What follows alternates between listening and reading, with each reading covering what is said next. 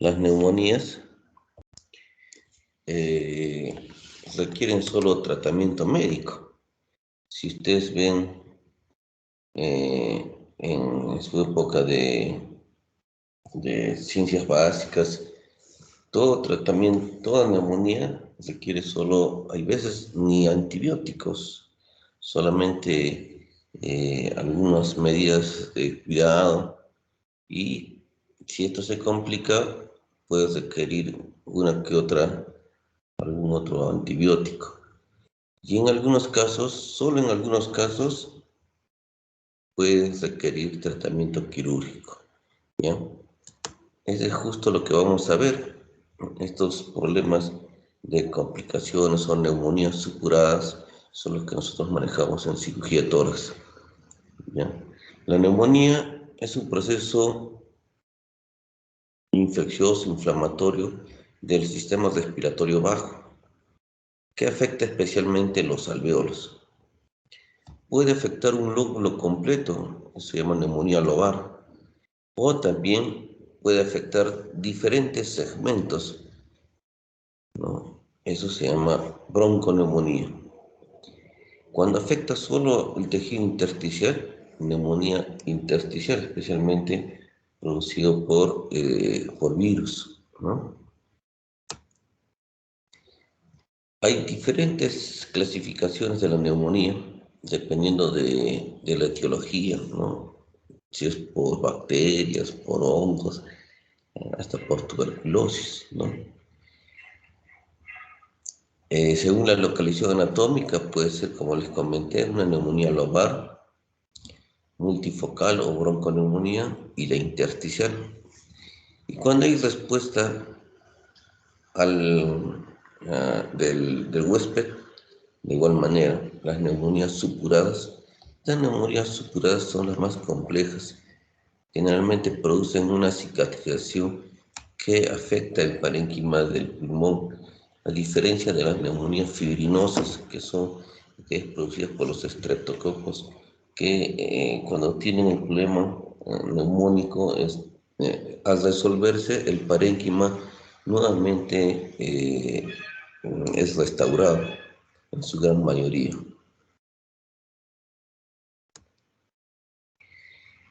Hay neumonías por el ámbito de la adquisición, las neumonías comunitarias, que es las neumonías más frecuentes, y está dada por los neumococos, ¿no? Sin embargo, tiene una mortalidad del 5 al 15%.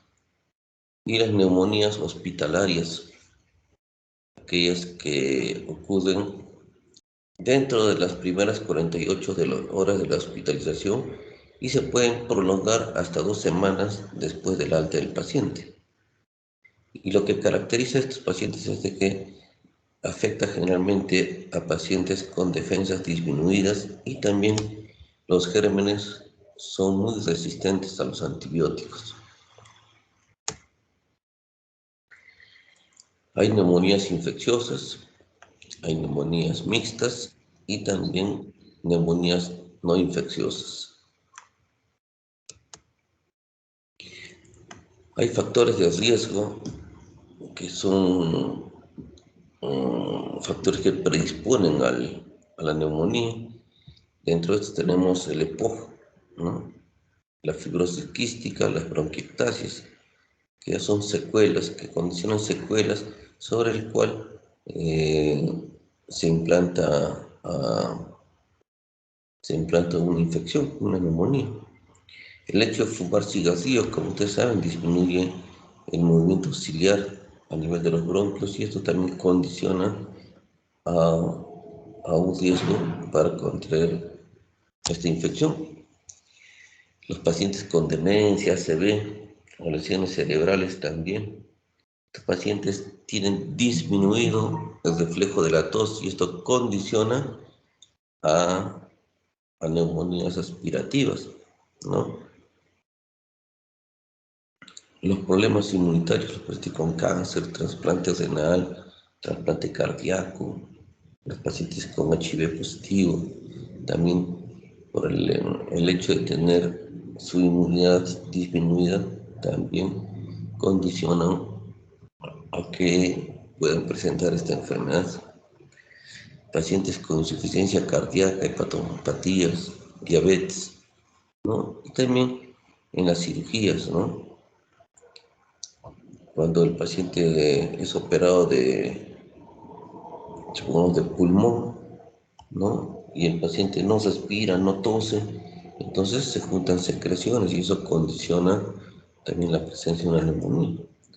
Pacientes que sufren traumatismos, fracturas costales, por el dolor, el paciente no respira también y se juntan secreciones, puede haber coágulos de sangre y esto es un caldo de cultivo para la presencia de infección. La sintomatología es muy variada, es muy caracterizado como un cuadro infeccioso. Hay fiebre, escalofríos, tos, cianosis, hay polinias, sibilantes, puede haber vómito, dolor pleurítico, astenia, dinamia y también broncosea, ¿no? Dentro de los signos, de igual manera, fiebre, capacidad de presentar dolor pleurítico, hay taquimia, taquicardia, puede haber hipotensión, disminuye la saturación de oxígeno, hay disnea, cianosis, la amplexación puede estar disminuida, puede haber soplos tubáricos, hay estertores, crépitos, matidez en la base o en la zona afectada y también puede haber un incremento de la resonancia pulmonar. Dentro de los exámenes auxiliares es importante el hemograma, ¿no? La velocidad de sedimentación, los gases arteriales, ¿no? La proteína C reactiva nos habla mucho de un proceso inflamatorio. El hecho de cultivar el esputo de igual manera nos puede acercar al tipo de germen que estamos tratando. Los hemocultivos, ¿no? El inconveniente de los hemocultivos es que son específicos pero poco sensibles. No siempre salen positivos, especialmente en anaerobios, ¿no? Puede hacerse test de ELISA para virus.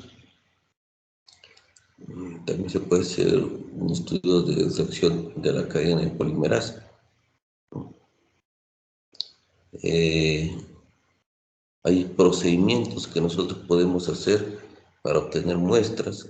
Si tenemos la toracocentesis, cuando hay un derrame pleural, tenemos líquido con una punción y eso lo podemos mandar a cultivar o hacer un estudio. Punción transtraqueal de igual manera, a través de la broncoscopía podemos obtener muestras, ¿no? La broncoscopía y el lavado bronquial de igual manera, ¿no? Y como conocemos ahora que tenemos lo del COVID, en los estudios de anticuerpos por serología de igual manera nos pueden determinar qué tipo de neumonía tenemos. Sin embargo, como ustedes saben, la presencia de anticuerpos nos da un estudio tardío, ¿no? Un diagnóstico tardío de la enfermedad, ¿no? Las pruebas antigénicas son mucho más rápidas, más precoces, ¿no? que, que el estudio de anticuerpos, ¿no?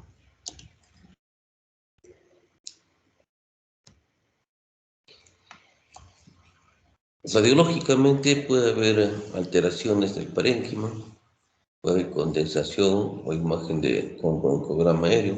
Esto es muy importante, la presencia de broncograma aéreo nos habla de un proceso neumónico. Cuando tenemos una radiopacidad similar a esta y no hay broncograma aéreo, podemos pensar de que también pudiera tratarse de una telectasia pulmonar, ¿no? Las imágenes algodonosas difusas nos hablan mucho de una bronconeumonía. El infiltrado intersticial nos habla mucho del incremento de la trama broncovascular. El infiltrado intersticial nos habla mucho de este tipo de neumonías. Pueden haber también derrames pleurales, ¿no? En un inicio se va a ver una radiopacidad con curva de Damasó y posteriormente se va a tabicar el derrame, ¿no? Con la presencia de fibrina. Puede haber niveles hidroaéreos por la presencia de aire y líquido, pues de contraste de aire y líquido, y esto mucho nos habla de fístulas broncopleurales, ¿sí? De que hay un contacto entre un bronquio y el líquido, ¿no? Entonces sí o sí amerita tratamiento quirúrgico.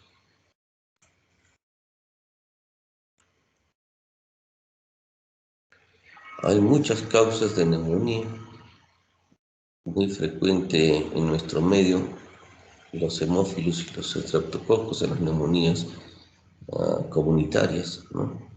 Sin embargo, también se puede dar el caso de que puede haber estafilococo y hasta aerobios, ¿ya?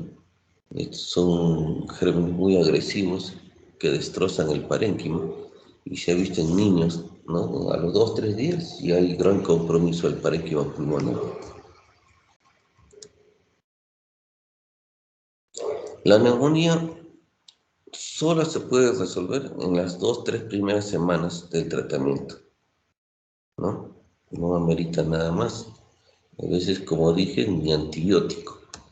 Sin embargo, en algunos casos necesita hospitalizarse, ¿no?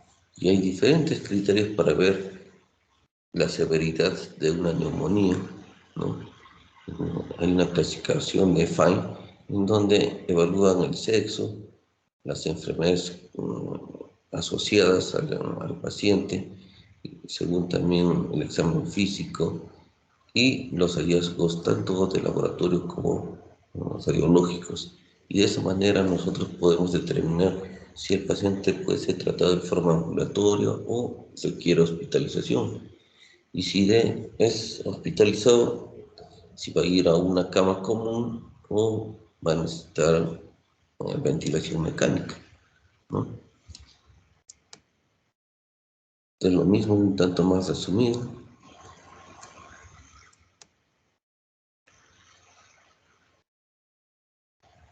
Son diferentes gérmenes para poder cubrir o mejor dicho, el efecto antibiótico para poder cubrir a los gérmenes que afectan o que son causantes de la neumonía.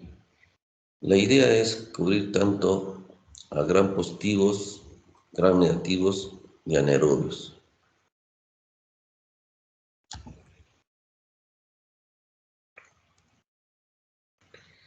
La prevención es importante. Ahí se puede colocar vacunas antigripales, especialmente en mayores de 65 años y que padecen de algunas enfermedades, ¿no? Y en pacientes esplenectomizados también se puede colocar la vacuna antineumococo.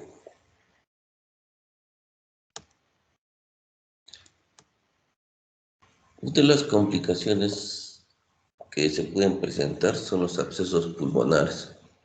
Los abscesos pulmonares se caracterizan porque hay un compromiso del parénquima con una afección cavitaria del pulmón mayor de 2 centímetros. Y esta afección tiene paredes propias y además tiene un contenido líquido con la presencia de un nivel hidroaéreo. ¿Eso qué quiere decir? De que acá hay un bronquio en contacto con la cavidad. Además, es necesario tener en cuenta y diferenciar con una neumonía necrotizante, ¿ya? Debido a que esta también puede condicionar a lesiones múltiples cavitarias menores de 2 centímetros, ¿no? A diferencia del otro que tiene más de 2 centímetros, este tiene menos de 2 centímetros y son múltiples, ¿no? La clasificación según su evolución puede ser aguda cuando tiene menos de 8 semanas y crónica cuando es mayor de 8 semanas. Puede ser primaria cuando afecta el parénquima directamente por un problema de aspiración o secundaria cuando ya hay enfermedades asociadas. Pueden ser enfermedades locales como un enfisema pulmonar o también enfermedades generales como el SIDA, ¿no? Según su patología puede ser simple o no pútrido y gangrenoso o pútrido, especialmente este último por la presencia de nervios.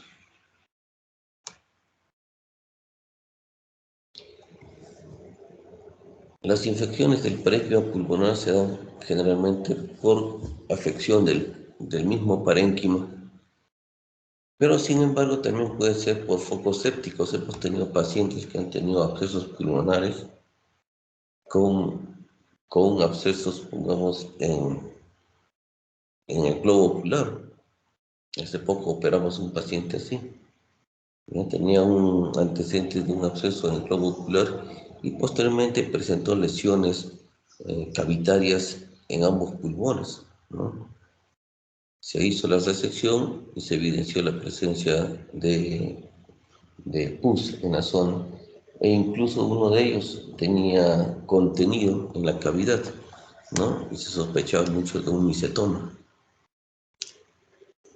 Hay veces también puede haber focos sépticos por continuidad, supongamos una peritonitis o un absceso sufrénico que condiciona también al compromiso del diafragma y del lóbulo inferior, dando lugar a la destrucción de este parénquima, ¿no? Y la presencia de un absceso.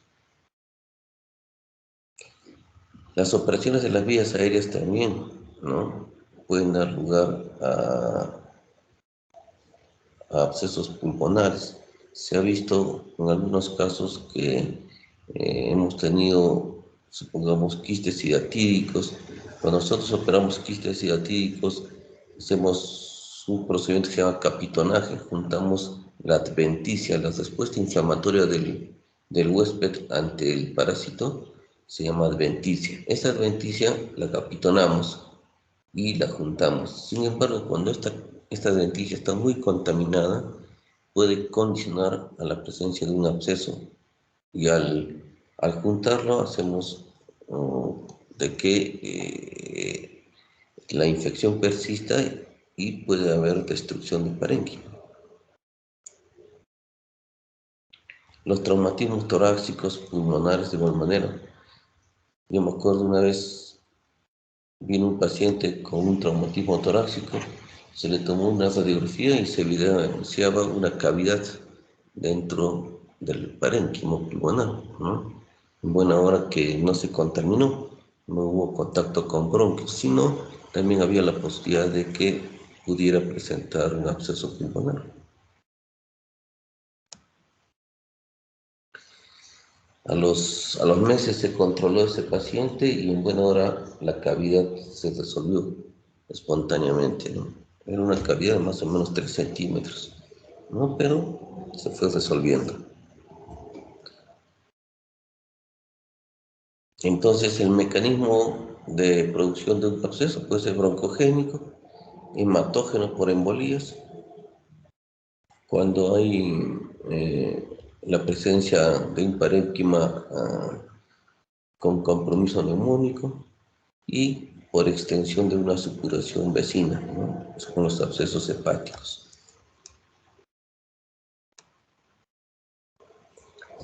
La resolución generalmente ocurre con el vaciamiento del absceso.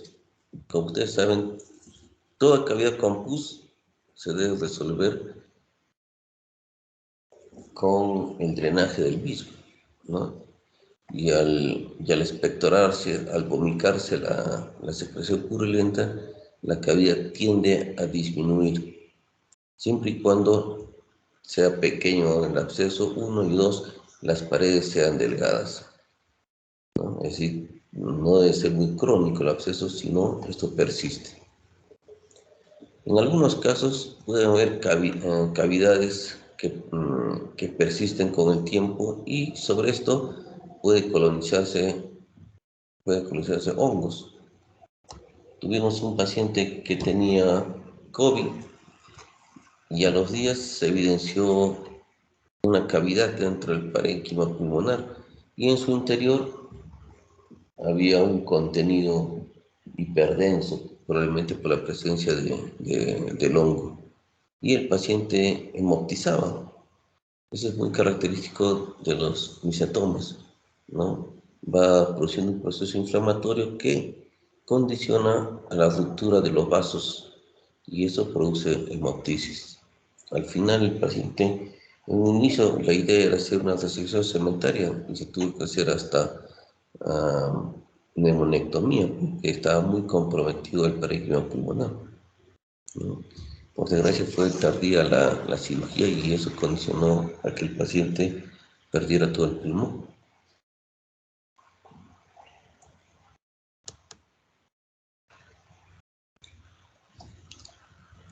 En la evolución el absceso pasa por 3 estadios. Hay una congestión neumónica, necrosis del parénquima y evacuación de la cavidad, ¿no? Eh, el contenido generalmente es pus, puede ser amarillo verdoso, cremoso. Lo que caracteriza es el olor fétido. Hay halitosis en el paciente. La pared puede ser del absceso puede ser delgada en los procesos que son de corta evolución o engrosadas cuando este tiene buen tiempo, ¿no?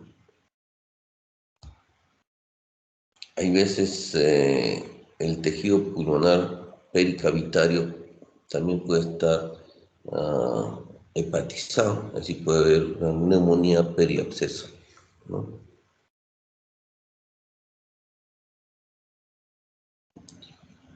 Es por eso que hay veces se espera un tiempo con antibióticos para entrar posteriormente a una cirugía.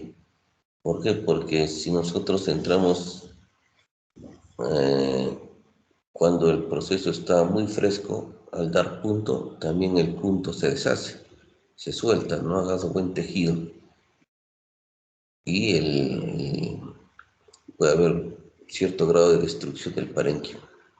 Por eso los cubrimos bien con antibiótico 2 semanas y recién nos entramos a sala de operaciones, ¿no?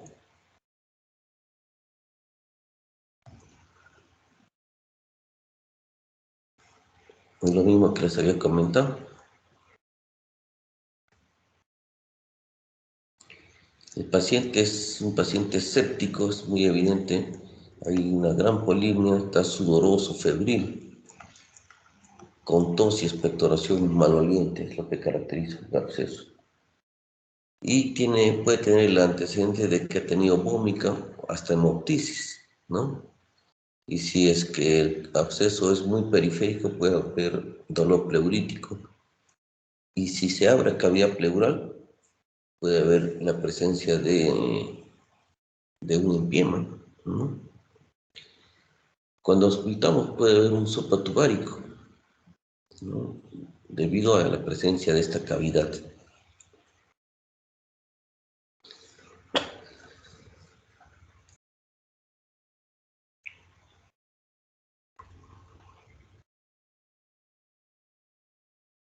Las complicaciones de un absceso, el empiema, el pioneumotoras, porque al aperturarse la cavidad, el bronquio está en contacto, entra aire y también entra pus a la pleura. Puede haber mediastinitis, un tanto más raro, pero sí puede haber.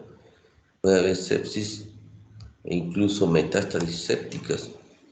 Me acuerdo, había un paciente que tuvo una ruptura esofágica y cursó con un derrame pleural, un empiema. El paciente estuvo yendo bien, pero no se, no se operó en el tiempo adecuado y la secreción purulenta migró, embolizó al cerebro, terminó con un absceso cerebral, ¿no? Se puede dar el caso. Dentro de los exámenes, el hemocultivo es muy importante, especialmente en el paciente febril, ¿no? Se pueden tomar dos cultivos a la vez, siempre y cuando tenga fiebre. En el momento de la fiebre hay bacteremia y eso condiciona que podamos captar mucho mejor al germen. Podemos obtener también un gran cultivo de esputo, ya que tenemos la muestra directa, ¿no?, de acá de este contenido. En caso de derrame pleural, se puede hacer una toracocentesis y mandar cultivar o estudiar este líquido pleural. Y también se puede realizar una broncoscopía con lavado bronquial y de esa manera obtener el germen que puede estar afectando al pulmón. Estos estudios nos ayudan mucho para visualizar la presencia de un absceso y lo que caracteriza es la imagen cavitaria, con la presencia de tanto líquido como de aire. Ya les dije que el aire es por la presencia de un bronquio abierto a este nivel. Tiene contacto con un bronquio, puede ser hasta 2, 3 bronquios, ¿no? Y esta es la secreción purulenta, ¿no? Es por eso que el paciente cada vez que expectora tiene secreción purulenta. ¿Por qué? Porque tiene contacto esta cavidad con el bronquio directamente.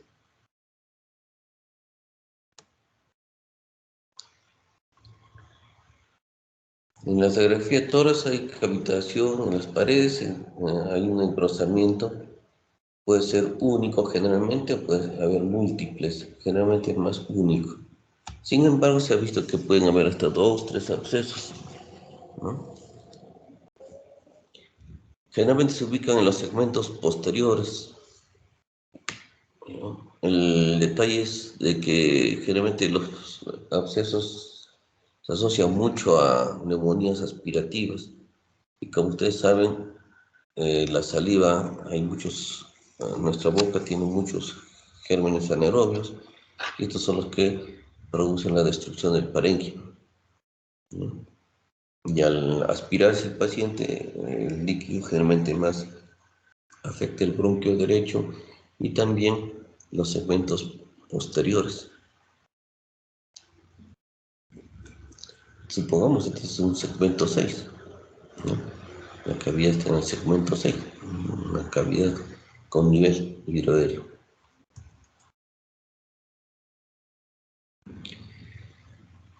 El tratamiento es médico y también quirúrgico. Hay pacientes con abscesos que se curan con tratamiento médico 4 o 6 semanas con antibióticos y remite el cuadro. Y hay veces hasta se obtura la cavidad cuando es pequeño, ¿no? Siempre es necesario la evacuación del absceso y eso se logra a través de la vómica y los drenajes posturales, ¿no? Según sea donde se encuentre el absceso, ¿no? Si está en los segmentos apicales, el paciente tiene que estar sentado o parado para que drene, ¿no? Y si son en los segmentos posteriores, tiene que estar en decúbito prono, ¿no?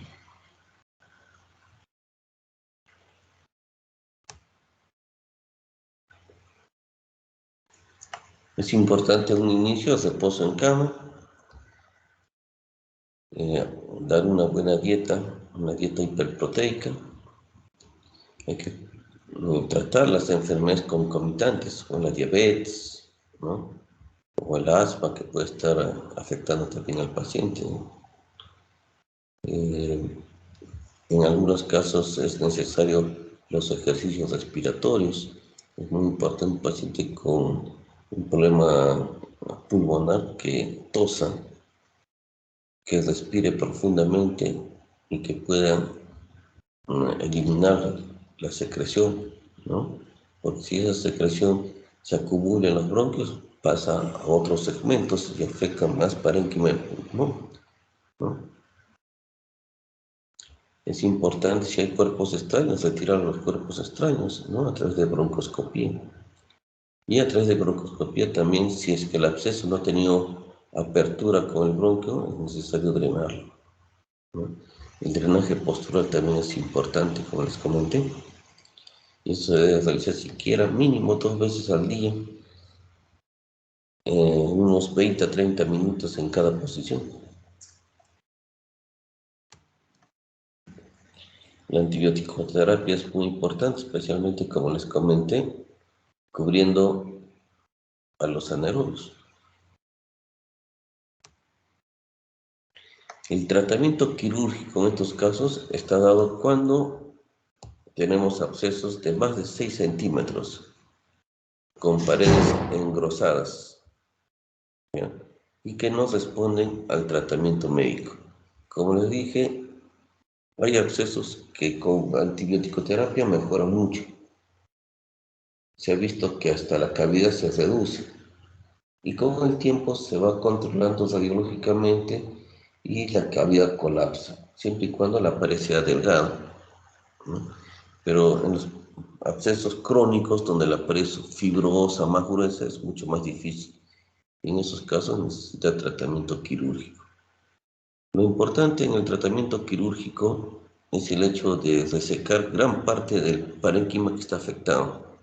Porque si tú dejas algo de pus, el germen va a proliferar más, ¿no? Entonces la idea es resecar gran parte de la pared del absceso, ¿no? En algunos casos, aparte de la resección segmentaria, es necesario hacer la lobectomía, sacar todo el óvulo, o en algunos hasta la neumonectomía. Me hace recordar una vez entramos a un niño que tenía un quiste diatídico que se había abscedado, se había complicado, tenía un absceso pulmonar. ¿En dónde? En el lóbulo medio. Vimos el parénquima, está bien hepatizado, y lo que hicimos es la lobectomía del lóbulo medio. No podíamos rescatar ese lóbulo, entonces tuvimos que retirarlo, ¿no?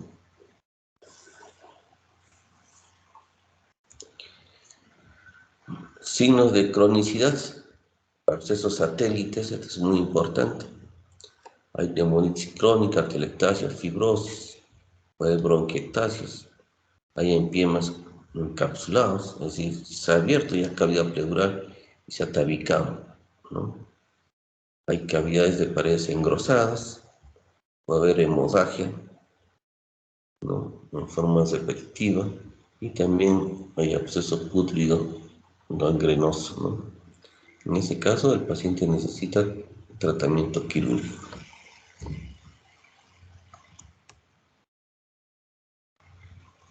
Como les comenté, parte del tratamiento, la resección segmentaria. En algunos casos se llega a la lobectomía y a la neumonectomía.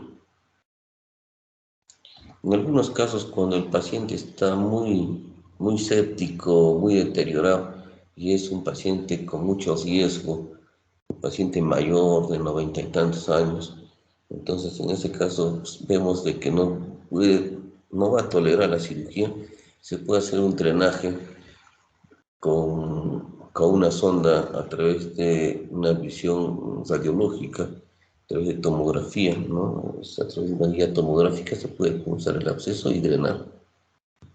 No es lo ideal porque estos drenajes son delgados y como son delgados se ocluyen fácilmente por la secreción espesa, purulenta que hay, ¿no? En algunos casos hemos tenido pacientes que no toleran el decúbito. Normalmente cuando intubamos el paciente tiene que estar en decúbito dorsal, pero tú lo echas al paciente y se ahoga, entonces no se lo puede intubar fácilmente, ¿no? Y en ese caso el anestesiólogo tiene que ser eh, muy audaz y la intubación tiene que ser con el paciente semisentado, ¿no? Incluso hay veces hemos tenido pacientes que antes mucho usábamos el tubo endotraqueal simple, ¿no? Y posteriormente ahora estamos usando el tubo de doble lumen. Es un tubo que tiene una luz para un bronquio y otra para tráquea, con la finalidad, si por ver el absceso se drena, se abre, entonces solo quedaría en uno de los tubos y el otro pulmón trabaja normalmente, ¿no? En algunos casos, cuando poníamos tubos simples, el acceso se abría y la secreción purulenta del pulmón derecho pasaba para el otro pulmón. Y eso complicaba la evolución del paciente, terminaba con una neumonía del lado izquierdo. Si ustedes se acuerdan o han visto, nosotros cuando operamos pulmón lo ponemos al paciente en decúbito lateral, ¿no? De costado. Y lo que vamos a operar lo ponemos, el emitor que vamos a operar lo ponemos en la parte superior. Entonces, por gravedad, pasa al bronquio, a la carina y de ahí al pulmón que está en la parte inferior, que es el pulmón sano. Y eso condiciona que pueda haber contaminación de este pulmón. Encontré muchos casos así. Entonces, en algunos casos ya no los colocamos en la posición de cúbito lateral completa, sino algo lateralizados y hacemos una apertura anterior del tórax y de esa manera podemos tener mayor acceso al pulmón sin que se drene la colección que hay en este parénquima afectado. Otra de las complicaciones purulentas es el empiema. El empiema es la colección de pus en la cavidad pleural. Puede ser por continuidad, por contaminación directa o por metástasis sépticas, muy parecido también a lo de los abscesos pulmonares. Además, los empiemas tienen una causa, las neumonías. Las neumonías maltratadas, que no se resuelven fácilmente, terminan en empiema. La pleura parietal y visceral son tejidos mesoteliales y entre ambos siempre hay algo de líquido que permite que lubrique el movimiento de inspiración y expiración. Eso es normal, pero cuando se afecta la pleura, se incrementa este líquido y si se contamina por gérmenes tenemos un empiema, ¿no? Entonces, la presencia de pus en la cavidad pleural. Normalmente el líquido pleural es de 0.1 a 0.2 mililitros por kilo de peso, más o menos 15 cc, ¿no? Y tiene ciertas características, tanto en su estudio citoquímico en relación a la sangre.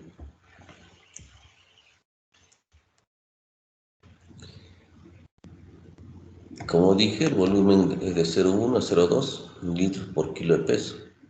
El pH es igual o mayor al del plasma. Cuando tenemos un empiema, es un pH ácido. Las proteínas son de 1 a 2 gramos por decilitro. La glucosa es muy parecida a la del plasma y el DHL siempre está por debajo del 50% del valor plasmático.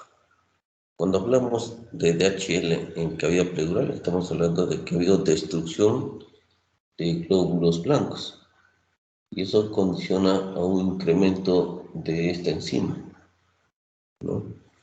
Cuando vemos DHL incrementada, hablamos de lisis celular. Las células son de 1000 a 5000 leucocitos, ¿no? A predominio generalmente de los polimorfos nucleares.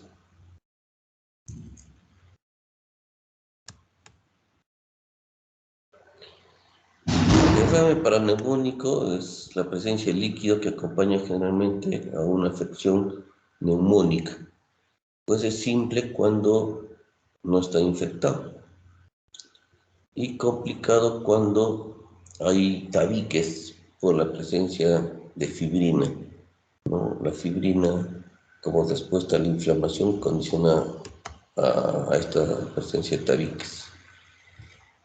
Empiema, la acumulación de pus y los derrames complejos cuando hay loculaciones.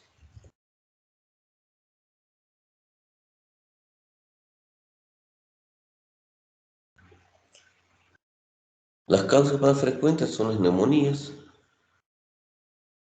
También puede ser post cirugía, cuando nosotros a veces abrimos un absceso pulmonar, drenamos la pus, cae a la cavidad pleural y esto condiciona que los gérmenes proliferen en esta cavidad, ¿no? Terminando con un empiema.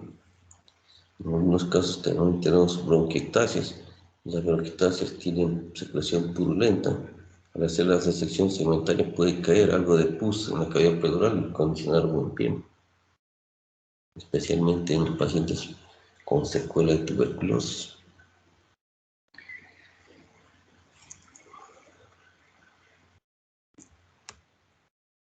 Las fases del empiema son la fase exudativa, fibrino-purulenta y de organización. Esta es la fase más crónica del empiema, ¿no? Es la que todavía tiene algo de signos, signos casi normales de líquido pleural, ¿no? Sin mucha contaminación de gérmenes.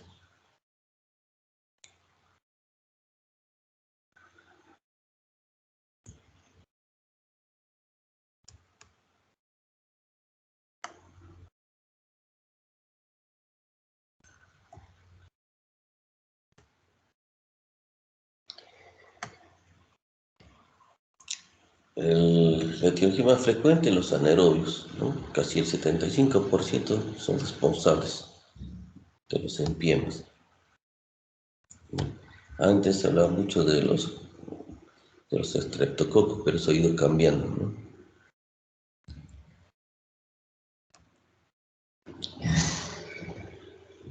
Las causas más frecuentes, como les dije, la neumonía, incluso los abscesos pulmonares, los traumatismos torácicos.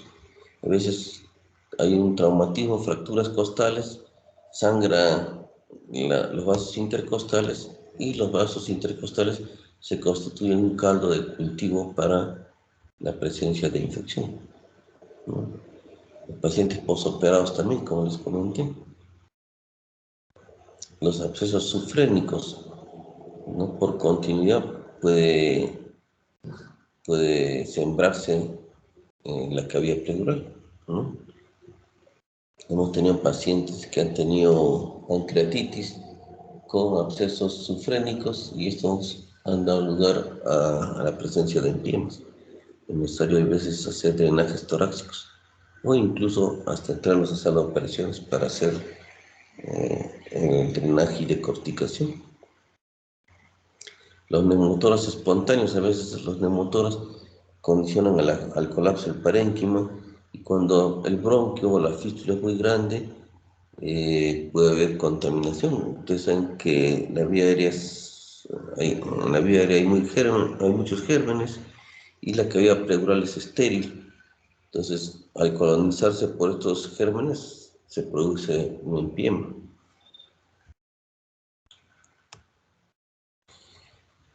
El estudio de líquido pleural es muy importante para poder ver frente a qué nos encontramos y para eso se han ideado los criterios de Lye para poder determinar si hay exudado o el líquido pleural es un trasudado. Y eso depende mucho de las proteínas a nivel pleural. Esta relación entre proteínas pleural sobre la sérica, si es mayor de 0,5, estamos frente a un exudado. Igual en la DHL, si es mayor de 0,6. O si el conteo de DHL es mayor de 200 unidades o por encima de las 2/3 partes del límite normal.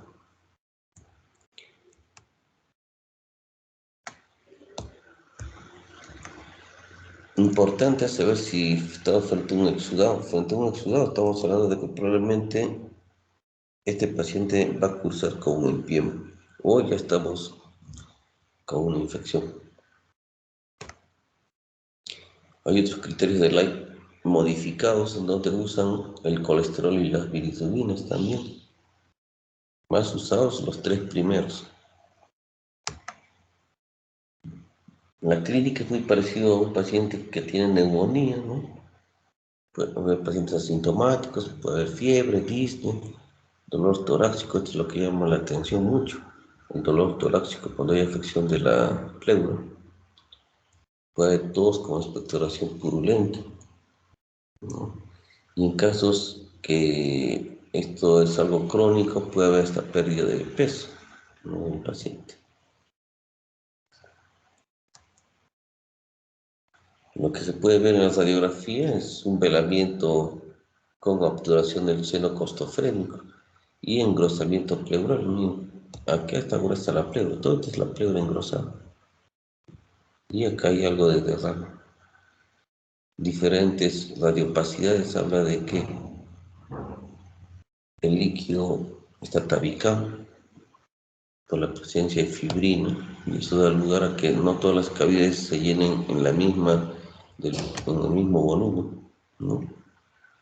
En la tomografía mide un engrosamiento de la pleura con la presencia de líquido tabicado de una manera calma. Hemos tenido muchos pacientes así que han necesitado cirugía.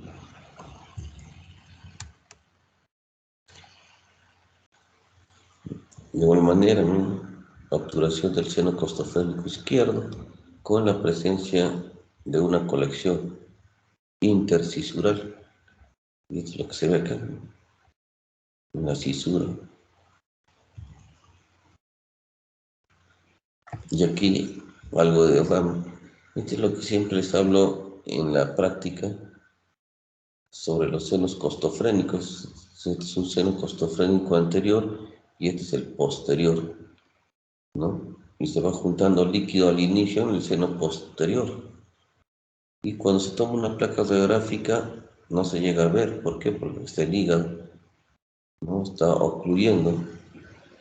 Pero cuando ya tiene más de 300 cc, recién podemos ver por la obturación de este seno, ¿no? Y acá miren, cierta, cierta línea de Damasor, ¿no?, cierta curva por la presencia de líquido. El tratamiento de toda colección purulenta es el drenaje y depende del momento en que se realice. Si el derrame es pequeño, menos de 10 milímetros, a veces no requiere ni drenaje, no requiere toracocentesis. Pero si es más de 10 milímetros, con la toracocentesis es suficiente, drenando el líquido y cubriéndolo de antibióticos. Pero si el derrame es mucho mayor, entonces ya tenemos que pensar que no solo la toracocentesis va a mejorar, sino también el drenaje torácico. Es decir, ponerle una sonda, un tren torácico, ¿no? El inconveniente es cuando esto sigue evolucionando y se forman cavidades, loculaciones múltiples. Entonces vamos a poner una sonda o hacer toracocentesis solamente de una cavidad. No se va a drenar todas las cavidades. Entonces tenemos que pensar que tenemos que lisar estos tabiques que están formados por fibrina. Entonces se puede utilizar fibrinolíticos, ¿no? Con el paciente ya con un tren torácico, ponemos fibrinolíticos que puede ser la alteplase, el CT-plase, la estreptoquinasa, y de esa manera lisar la fibrina y mejorar el drenaje, ¿no? Y en algunos casos en donde no se logra, van a necesitar cirugía tipo VATS, ¿no? El VATS es las cirugías videoasistidas, consiste en hacer cortes pequeños y a través de una cámara nosotros podemos ver el parénquima pulmonar y realizar la cirugía, ¿no? Y en casos ya más severos, cuando es muy crónico, la pared está muy gruesa, la pleura se parece a la suela del zapato, es necesario realizar la decorticación. Y en estos casos sí, hay veces hay que hacer la toracotomía, es decir, el corte de la pared torácica y separar al parénquima de esta pleura engrosada. Y de esa manera permitir que el pulmón se expanda nuevamente.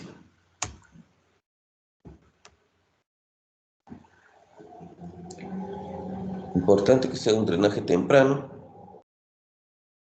Hay que cubrirlo con antibióticos al paciente, realizar la toracocentesis inicialmente o un drenaje con sonda torácica. Y en algunos casos el radiólogo también puede intervenir a través de catéteres guiados por tomografía, ¿no? El uso de agentes fibrinolíticos es importante y si no mejora ante todo estos procedimientos, está indicado la cirugía, ¿no? Que puede ser video asistida o toracotomía abierta.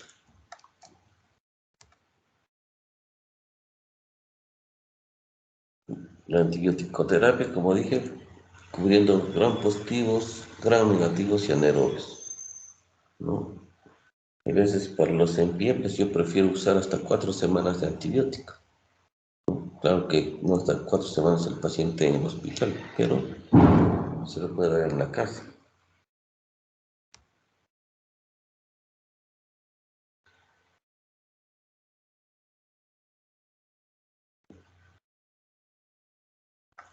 Es importante el drenaje pleural, que puede ser inicialmente con una toracocentesis.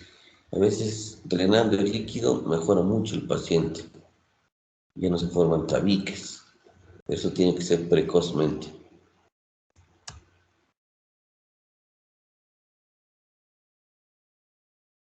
En el caso de drenajes torácicos, la indicación es cuando hay un exudado o cuando hay líquido purulento, ¿no? Cuando a veces hacemos una toracocentesis encontramos pus, sí o sí tenemos que poner un tren torácico.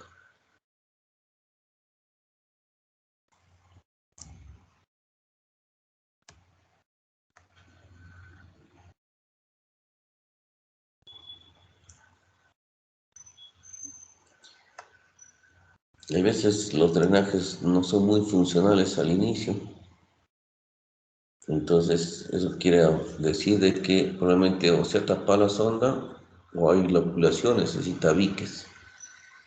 Y eso nos hace pensar de que también puede haber un engrosamiento de la pleura, ¿no? En algunos casos, nuestros drenajes torácicos también se pueden ocluir con la presencia de fibrina. Por eso que nuestros drenes son bien gruesos, son 28, 32 French, ¿no? Y los americanos también tienen hasta 36 French, son bien gruesos.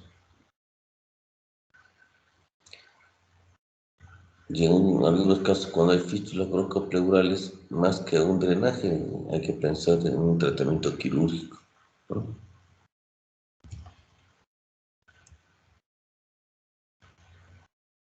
¿Cuándo retiramos nuestra sonda? Cuando el pulmón esté totalmente expandido. Cuando el drenaje sea menos de 100 cc al día. Cuando no hay infección, sino por el dedo no sale pus, sale líquido seroso. Y cuando no burbujea, al toser, si vemos a través de nuestro dren las burbujas de aire al toser, eso nos quiere decir que todavía hay una fístula broncopleural y en ese caso no se puede retirar el dren. Y eso hace pensar de que el paciente va a requerir tratamiento quirúrgico. Dentro de las complicaciones de un drenaje, enfisema subcutáneo, puede haber hematoma de pared, puede haber sangrado. A veces, como es un procedimiento a ciegas, podemos tocar un vaso intercostal y eso da lugar a un hemotórax.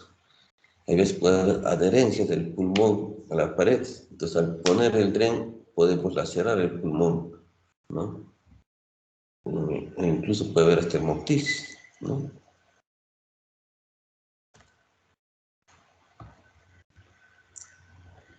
Los drenajes percutáneos no son muy usados, más se usa en casos especiales, como les comenté, pacientes muy deteriorados o que no van a ser operados y de pacientes muy longevos, ¿no? 90 años, 93 años, ¿no? Que a veces no van a tolerar una cirugía. Se puede colocar un dren Pero estos drenes son más delgados, ¿no? Son de 8 a 16 French. Si se acuerdan, nosotros ponemos de 28 a 32 French, el doble de su luz, no hasta más.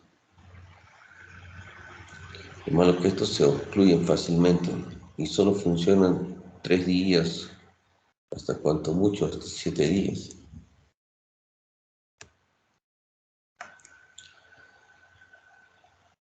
Algo muy importante es cuando el desarme está tabicado, hay loculaciones, entonces se puede utilizar fibrinolíticos, ¿no? Con la idea de alisar la fibrina que se ha producido por el empiemo. Dentro de los fibrinolíticos tenemos la estreptoquinasa, la urosinasa, el TPA, ¿no? Se mezcla con 100 cc de suero fisiológico y a través de la sonda que hemos puesto anteriormente podemos inocular esta solución del fibrinolítico con el suero fisiológico. Se clampa el dren y por allí se instila el medicamento. Y al paciente se le pide que se movilice en diferentes posiciones con la idea de que el fibrinolítico actúe en toda la cavidad pleural, ¿no? Y a las 6 horas se vuelve a despinzar y se abre el dren para que drene el contenido pleural. Esto se puede realizar hasta en tres días seguidos, ¿no? Y se va viendo si hay una expansión pulmonar o no, con controles radiológicos diarios, ¿no? Y ver si ha funcionado o no. Y el drenaje quirúrgico está indicado cuando no hay una expansión completa, cuando hay deterioro del paciente y hay la presencia de una fístula broncopleural, ¿no?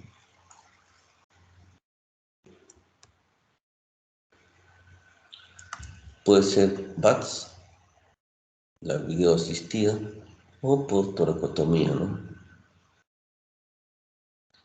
La videoasistida consiste en un corte más o menos de unos 3 centímetros y a través de ese corte se puede ingresar una cámara y ver con pinzas especiales liberar el parénquima pulmonar, sacar la fibrina, hacer lavado y posteriormente colocar 2 buenos drenes para que el paciente mejore. Y la toracotomía consiste en hacer un corte más o menos de unos 20 centímetros, 15 centímetros en la pared torácica. Se hace el lavado, retiro, decorticación de la pleura y si hay parénquima afectado, se hace la resección segmentaria del parénquima que está condicionando a la secreción purulenta, ¿no? Y de esa manera también el paciente mejora mucho. La diferencia es de que acá nosotros tenemos más control, pero esta también es muy, muy buena opción. Con el tiempo uno gana más experiencia y puede estar realizando, hemos hecho en una oportunidad hasta de corticación por toracoscopía, ¿no? Es un poco difícil, pero con paciencia se puede realizar.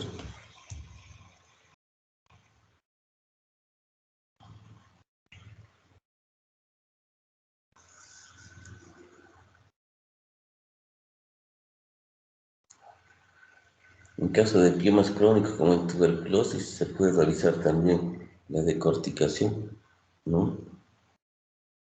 Hemos tenido pacientes que han cursado con trastornos pleurales, no sabíamos que era una tuberculosis y no había leucocitosis, no había, había presencia de fiebre. Mandamos a patología la pleura engrosada y encontraron el bacilo de Koch, ¿no? Y de esa manera llegamos al diagnóstico de un empiema tuberculoso, ¿no? Y el paciente recibe su tratamiento, con eso mejora.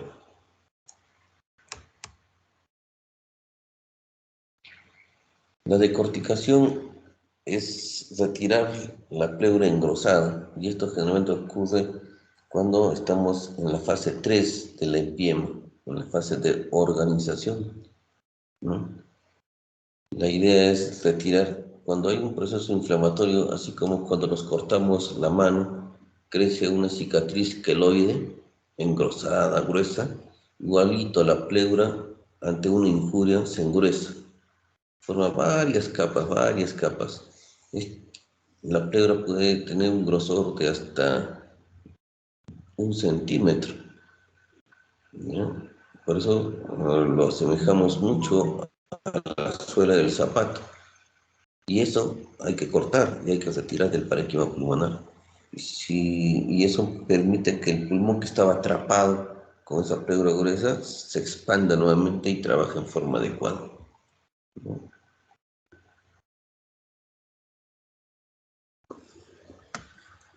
¿Alguna pregunta?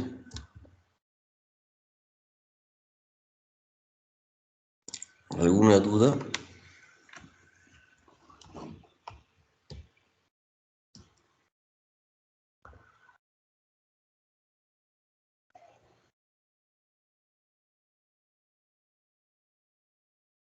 Listo, chicos, ha sido un gusto haber conversado con ustedes. Estamos conversando en otra oportunidad. Nos vemos, cuídense. Gracias, doctor. Gracias, doctor. Hasta luego, hasta luego.